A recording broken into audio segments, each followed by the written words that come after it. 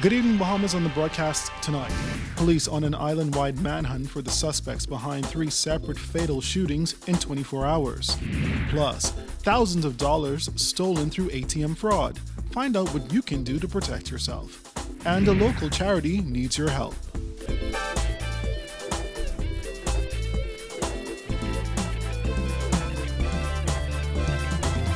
Our news is brought to you by Alive, the nation's newest and best LTE network. Good to be alive. Welcome to our news, the weekend edition, and thanks for joining us. I'm Andrew Knowles. The country's murder count continues to creep towards 90 as police are now investigating the third shooting death in 24 hours. The latest incident happened just after 9 last night. Police say a man was sitting in front of his home off Camp Road when the occupants of a silver Honda Fit pulled up and shot him before speeding off. The man was transported to hospital where he later succumbed to his injuries. Just hours earlier, officers were on the scene of 2 separate fatal shootings. In the first incident, a man was found dead on Hospital Lane. Police say when they arrived on the scene, they met the victim's body in the passenger seat of a truck with gunshot wounds. Then only minutes later, officers were called to Step Street, Fox Hill, where they met the lifeless body of a man who had been shot in bushes.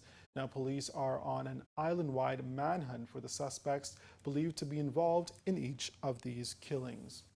Meantime, senior pastor of the Kingdom Summit, Carlos Reed, is calling on the Minnis administration to get things right and fix the backlog in the court system, which he believes is a major contributor to the vexing crime problem.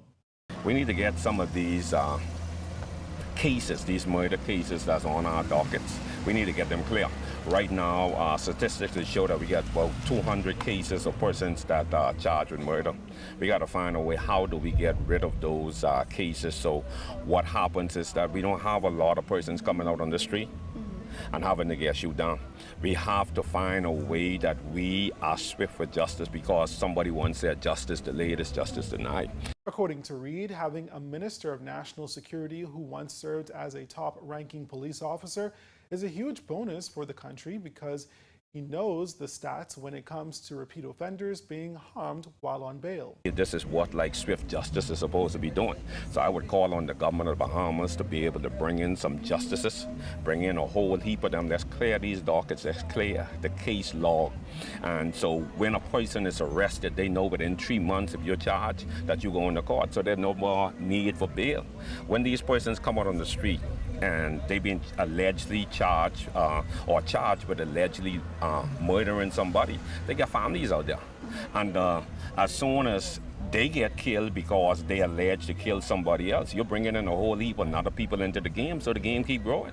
So we got to find a way how we get these cases to court in a reasonable amount of time so we can stop all of this bloodshed on our streets.